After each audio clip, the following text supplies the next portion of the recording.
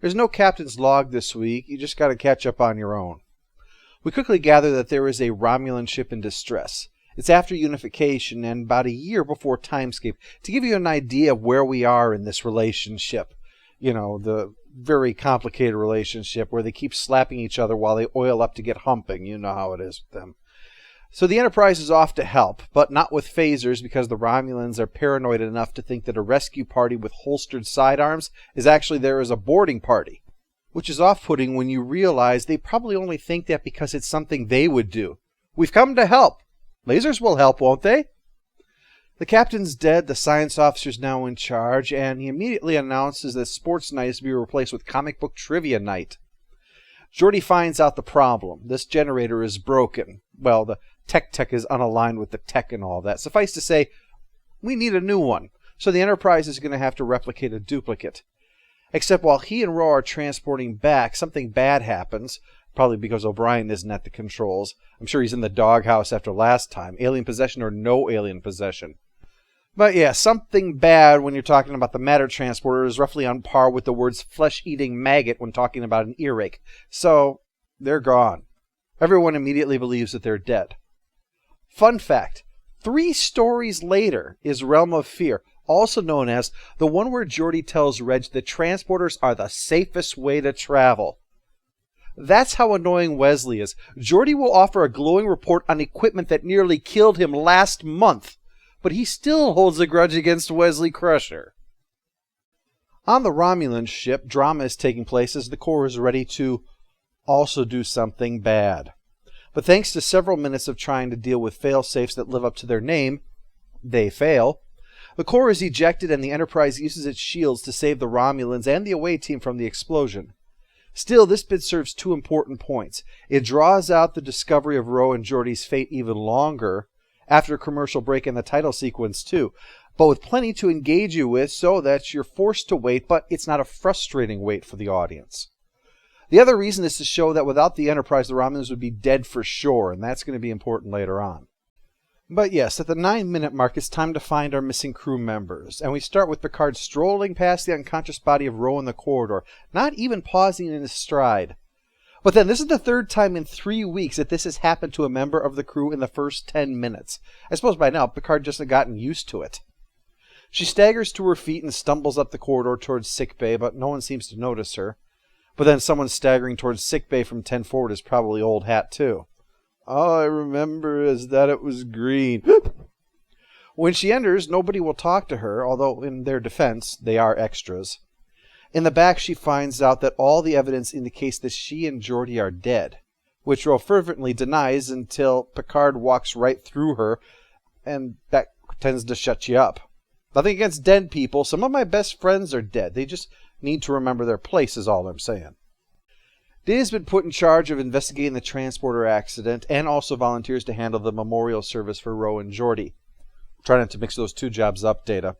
We're gathered here in the sight of God and these stem bolts to witness the disassembly of... Geordi must have a feeling about that because we find him walking around with a "what in the holy crap is going on with you assholes" look.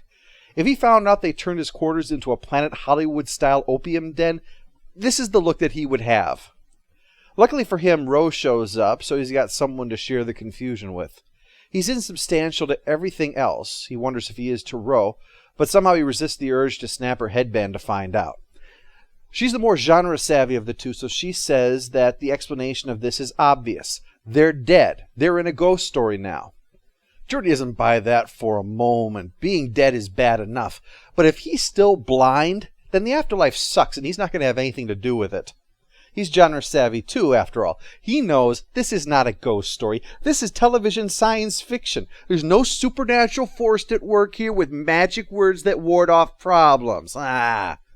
We just need to do some kind of phasing of the antimatter quantum inverter to a multispectral broadband polymer. You know, science. Geordi tags along with Data to investigate and finds a chronoton field, something given off by the Romulan cloaking device, so something must have happened to it, while Ro is in her ghost story plot and thus trying to make peace with her old life, which is hard because Ro at peace is like Neelix saying, "I suppose that's none of my business." One thing of note in the scene is the way Ro interacts with her old chair and panel, sort of touching it. The script had a bit about there being a bit of resistance when they pushed through things. It always required effort in order to break through the surface. This was Ron Moore's way of explaining why they didn't fall through the floor because of gravity. But the line was removed on the grounds that making sense is less important than Riker playing the trombone. That's when Ro learns about the memorial service, when Picard tells Riker about it, and the latter says he'd like to say a few words about Ro there. Which surprises her, naturally. I mean, is he going to say something nice about her? He's always ridden her hard, except, when they lost her memories and he was, riding her... never mind. Ro stops to thank Picard for what he did for her, although she's still intimidated by him, she admits. But he has that accent, after all. It can be pretty intimidating. But before she can finish pouring her heart out, Geordi shows up, convinced that his genre plot is the right one, and drags her off to join Data in a shuttlecraft bound for the Romulan ship. I'm planning a memorial service for Commander LaForge and Ensign Ro. I would like you to participate. What kind of service? Captain Picard asked me to arrange a ceremony that was appropriate. I've given a great deal of thought to what is appropriate in this instance. So I need you to jump out of a cake. They take time to discuss it, except it's not easy since Klingons see funerals as making a pointless deal out of garbage disposal, and Data is, Data, open to everything. So when Worf shares his thoughts, that dying in the line of duty is one of the highest honors, and so this is no time to mourn, Data's going to run with that. But first the investigation. The Romulans are skittish, which I suppose is about as necessary as saying Kirk likes babes, and Geordi seems to be on to the reason why they are. Inside this thing is a strange bit of tech that's supposed to allow matter to become intangible. It becomes completely devoid of substance, like Archer's speeches. And Geordi says that Starfleet had been informed that the Klingons had tried combining this with a cloaking device at one time to make an ultimate cloak, invisible and intangible.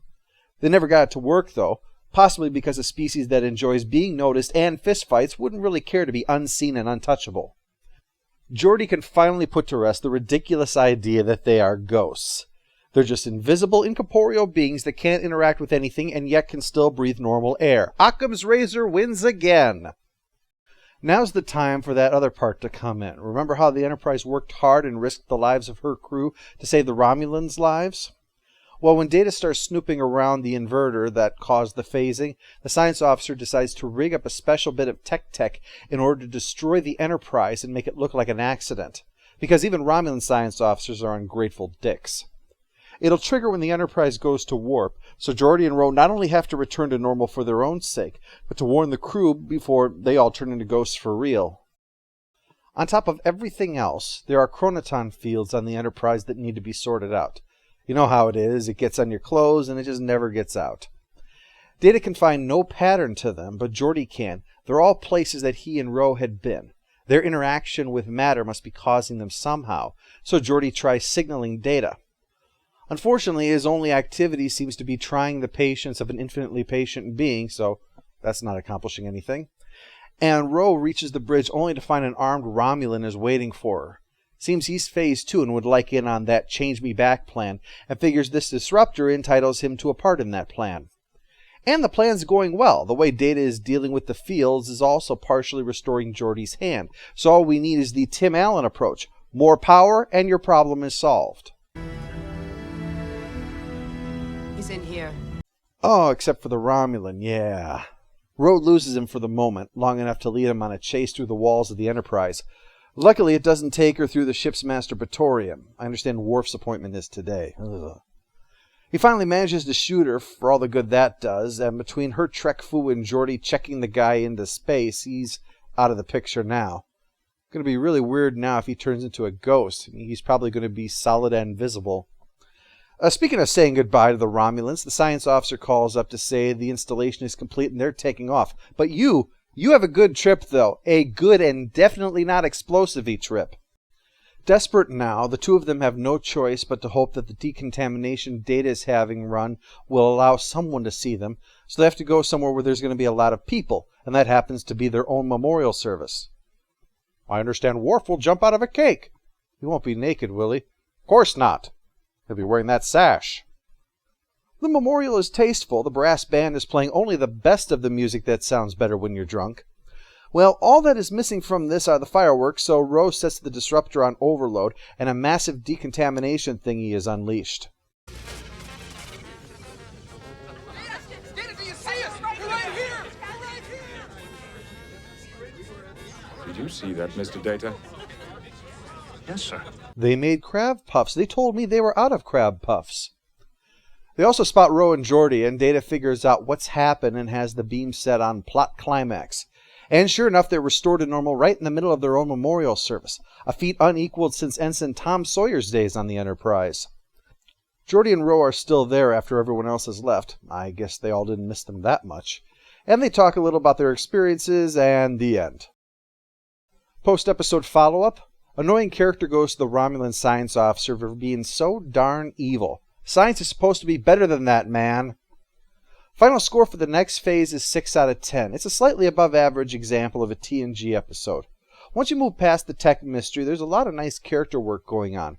Remarks by Data or by Picard about Geordi, for instance, that are the kind of thing that normally would just go unsaid.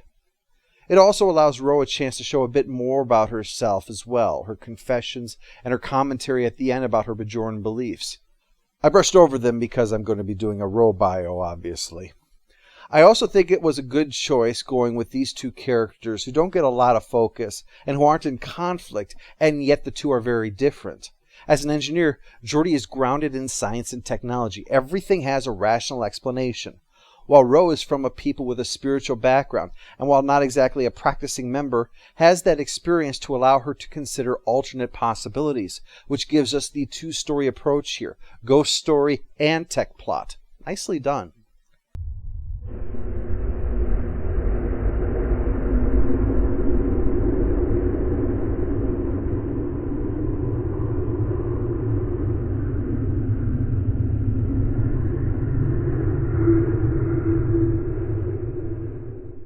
All hail the Overlord! All hail the Overlord!